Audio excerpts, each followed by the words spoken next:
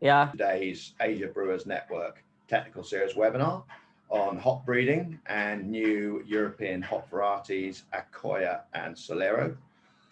This webinar is brought to you in partnership with Hopsteiner. So today we're joined by Dr. Alex Feiner, who is head of Hopsteiner's hop breeding program.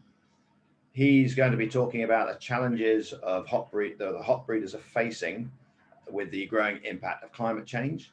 And he's also going to be introducing two new aroma-driven European hop varieties, which will be Akoya and Solero. So Alex's presentation will be 20 to 25 minutes long, during which, if you'd like to ask any questions, if you put them into the Q&A tab at the bottom of your screen, we'll then get to those after the presentation. So we'll have a Q&A session afterwards. So for those tuning in live, the Q&A session will follow Alex's presentation. So we'll get going. Alex, the screen is all yours. Okay. Thank you very much. Can I share my screen now? I think yes. Yeah, I will do so. Yeah, thank you very much, Charles, for the kind introduction, and welcome everybody to my today's talk about exploring new European hop varieties. Today, I would like to focus on why hop breeding is so important and why do we put so much energy, efforts, and also money into hop breeding. So why is this so important? How does it work? So what do we do in our daily breeding life? And which new varieties do we have? So which is about the title of the presentation, New European Hop Varieties. I think everybody is aware of a fact which is called climate change. And the climate is changing in different ways. Different ways means, yeah, we have the fact of global warming. In general, temperatures are rising, and this has the effect of seeing more bushfires, like at the West Coast last year in the US. We had during harvest, we had some heavy bushfires. 2018 in Germany, we had some rivers which ran dry, and was very unusual. 2018, very dry, and this has definitely an effect on our daily life and also on agricultural life. On the other side, the political climate is also changing.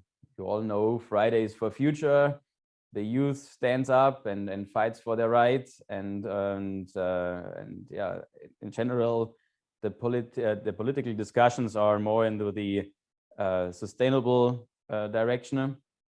And for example, the European Green Deal was released as a result of all these discussions.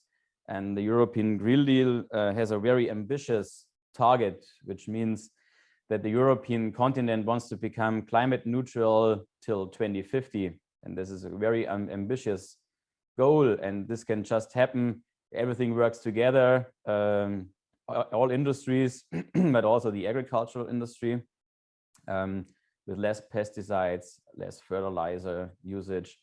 And therefore, we definitely need new varieties and new smart solutions to reach these ambitious goals. And therefore, we defined certain requirements for new hop varieties, because there, as mentioned, there's a need for new sustainable varieties with a higher reliability. And we divided the requirements into two sectors. One sector is the replacement sector, and one sector is the unique aroma sector. Talking about replacements, we mean replacements for existing aroma varieties or high alpha varieties which got under pressure in the last decades. And with unique aroma, we mean like, really unique flavor for hop forward beers, like pale ales, IPAs, and so on. And both varieties, like replacements and unique aromas, they need a certain yield. When we talk about aroma varieties, we talk about kilograms per crops. Talking about high alphas, we mean a certain yield of alpha per hectare, and also unique aromas need a certain yield per hectare. But most of all, what they need is resistance to abiotic and biotic stress. So which means resistance to pests and diseases, and also, yeah, to temperature, to precipitation, and so on. And once we achieved, we see that experimental has all these positive effects of high yield and resistance and so on, we start to evaluate this in beer. We check if the varieties have a pleasant bitterness quality. And when we talk about unique aroma varieties, do they have a unique aroma profile? And talking about classic aroma varieties, is the aroma traditional and comparable to them? And as you see, with all these facts, with resistance and climate change and aroma profile and so on, hop breeding is getting more and more complex. And to speed up and to speed up in the breeding cycle and to be more targeted, we integrate different breeding tools in our breeding work. It's traditional breeding, where you cross a female and a male, and then you evaluate all the offsprings in the field. But to assist this traditional breeding, we have genetic markers to do marker assisted selection, and they are created with metabolomics and genomics. So what we do is we check different genotypes for the abundance of certain metabolites, so of compounds in the plant, and how they influence the phenotype and the expression of a certain trait. And then we try to find markers, genomic markers for that. And this helps us then to do a selection on a more targeted selection, which is then called the marker assisted selection. And this helps us to speed up the traditional breeding work. As a overall explanation about the biology of hops, I think most of you are aware of that, but just a short summary. Humulus lupulus, the species, belongs to the family of the Cannabiceae.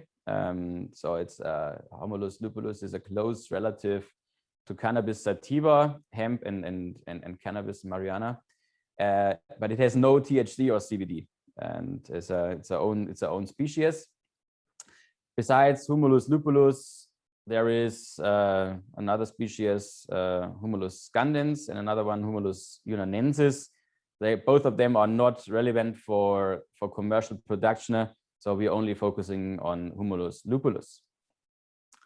It's a diploid species with a quite large genome size, 2.8 gigabase pairs. It's kind of comparable to the human genome, but very complex. And hop is a perennial crop, grows every year again, and it's dioecious. There's a female plant and a male plant, and only the females are grown, and only the flowers of the females are used for the beer production. 95% goes into the beer production. The males are only used for our breeding work, for making crosses. We don't grow them in the growing area. And last year we had around about 63,000 hectares, which produced around about 130,000 metric tons of dried hops. This is my last slide about how the breeding cycle works, and just to give you an overview about how long it takes to end up with a variety. In year 0, we start with a selection of parents, and we do the crossings, and we germinate the seedlings in year 1, or we germinate the seeds, and we have to end up with the seedlings in year 1. Around about 25,000 seedlings derived from 50 crosses. Do the first disease screening and marker screening, and only about 7,000 plants out of the 25,000 make it to the next step, to the single hill evaluation, where we do in year 2 and 3 the evaluation on one plant in the field, disease resistance, chemical traits, and maturity. And only 20 to 30 plants out of these 7,000 plants make it to the multi-hill evaluation, where we propagate plants out of that single hill, and we bring it to different environments to check for agronomic traits and chemical traits. And this is where we do the first brewing trials. And only the best is then transferred to the semi-commercial fields on a bigger scale, where we again want to confirm the agronomic and chemical traits and do then extensive brewing tests. And if you are lucky, after 10 years, you might end up with a variety, but it's not sure that you end up with one. This is why we start this breeding cycle every year again.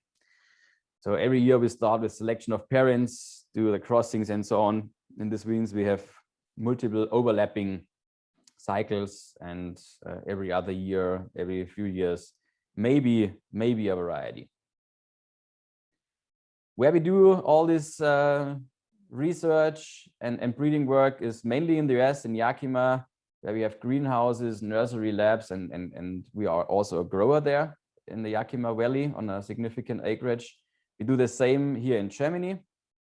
We have the same setup, but we work together with contract growers. We are not a grower here in Europe.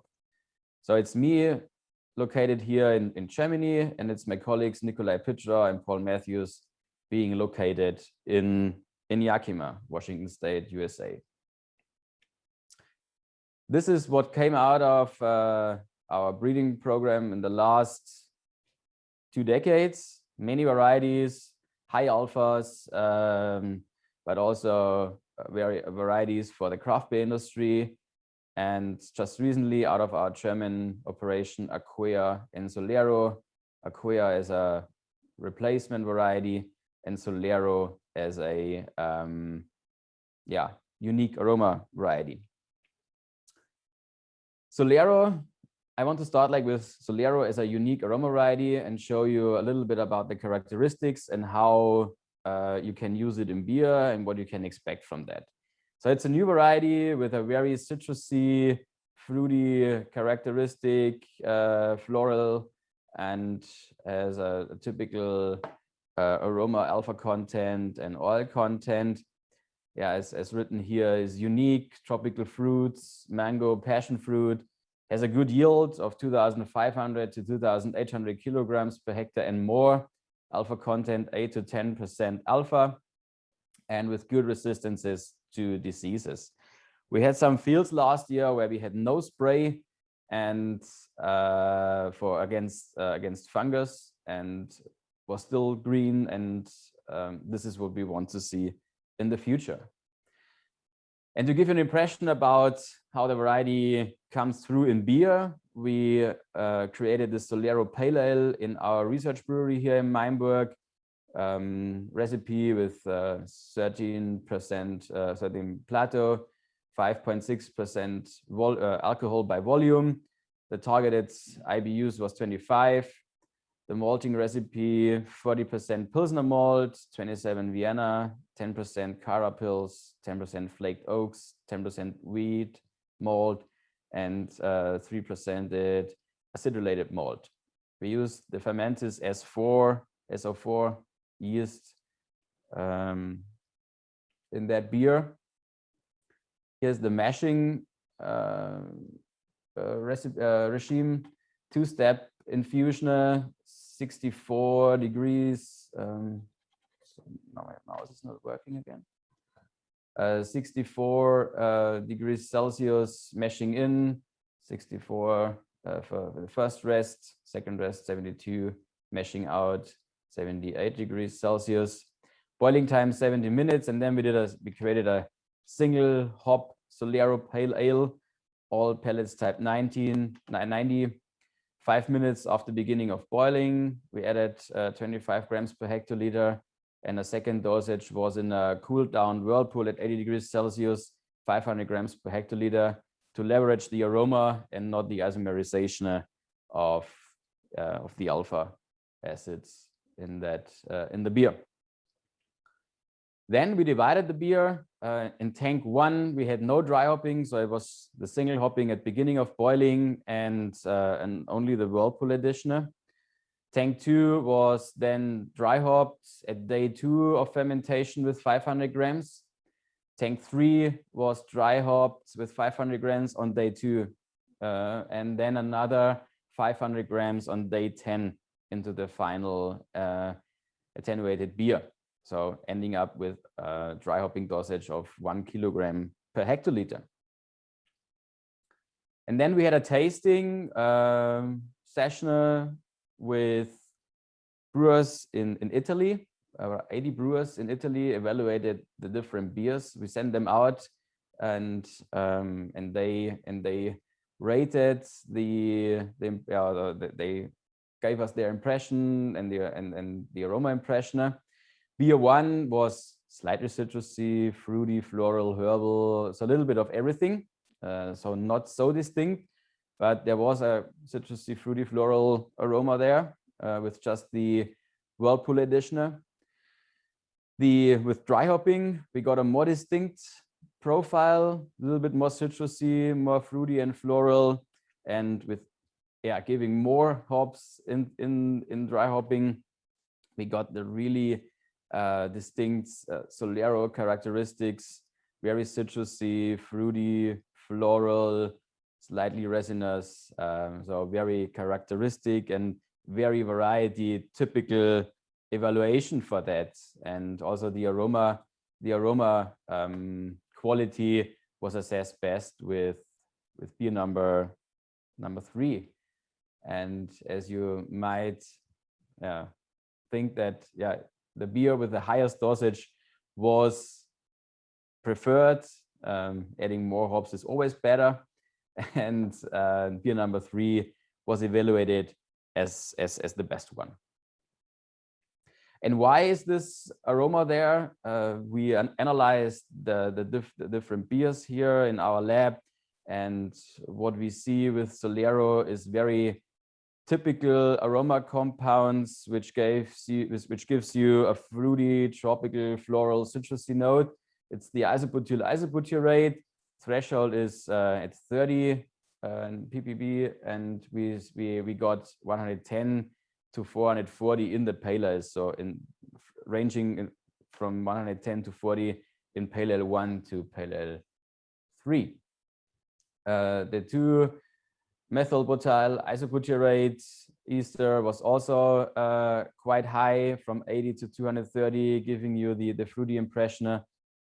The linalool, citronellol, geraniol terpenes were quite high in all of them. Really high amounts of geraniol in beer number 3. Also citronellol was quite high. Linalool was quite high, way beyond the threshold. And this is why you get this floral, tropical, fruity impression with the variety Solero. And another one I would like to show you today is Akoya, which is aroma replacement. Remember the table, unique aroma and replacement. And this is a replacement for the aroma sector. Just also released in 2019. It's a classic aroma variety with the aroma of herbal and tea-like, is herbal and tea-like descriptors, as well as slightly fruity with mint and pepper notes. Very similar to the existing variety Perle or Hallertau tradition. The yield is also quite high, 2,400 to 2,600 kilograms per hectare and more. There's also some more. And the alpha content is from 9 to 11%. Also very good resistances, resistant to high temperatures and drought. And it also fits perfectly into the harvest window of Perlean tradition, because it's also an early ripening variety. So growers are quite happy about this one, and we currently roll it out, and we are quite happy about the results. Because in the final selection of Akoya in 2018, as I mentioned, was a very dry year here in Germany. We saw Akoya at that time, it was still a number compared to Perle, that it still performs. Even without irrigation, we saw quite high alpha contents. Location number 3 was really bad. The Perle was really bad, 3.3%. The average of Perle is around 7.5%. It was really low, but Akoya was quite good at this location. In 2019, the pressure was not that high, but still a kind of a warm year, and location number 1 was higher, also 2 and 3.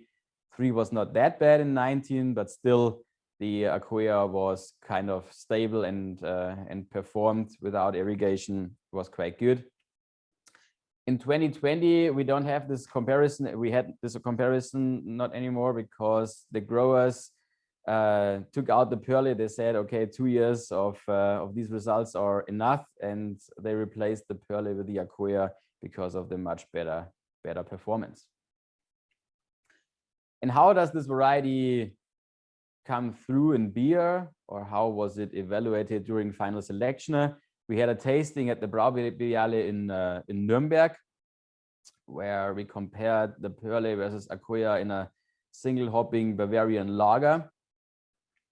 And we found that, or we asked for bitterness and overall impression, and we found that, we saw that the bitterness quality was evaluated kind of the same. Bitterness intensity was slightly higher with Akoya, because what we saw is that the yield in the brew house was better with Akoya compared to Pearly. This is why we got more bitterness to the beer, and also the IBUs were slightly higher as expected. But the overall impression was kind of the same. And also preference was the same. There was no tendency to either variety, which was the perfect result, because we want to replace something. We don't want to have a unique variety. We want to replace an existing profile and an existing variety, and therefore we don't need a preference to a variety. And this was a perfect result we got at the tasting there. And seeing the performance in the field and also the performance in beer gave us then the confidence to release Akoya as a variety. So I'm now at the end of my talk, and hopefully timing is okay. I think so. Summary. On the one side, we have the Hopsteiner breeding program, where we try to answer all the demands of our stakeholders, brewers, and farmers, because we see the climate change with rising temperatures. We have the European Green Deal and so on. So we definitely need new varieties which can compete with all these requirements. And we need to early recognize the variety characteristics on demand, because it takes up to 10 years to create a new variety. So we need to know now what we need in 10 years. This is kind of tricky. And our focus is definitely breeding new high performance varieties for a modern and a sustainable hop industry. And now I'm more than happy to answer your questions, and please feel free to ask everything you want about breeding and new varieties. And yeah, I'm more than happy to answer your questions.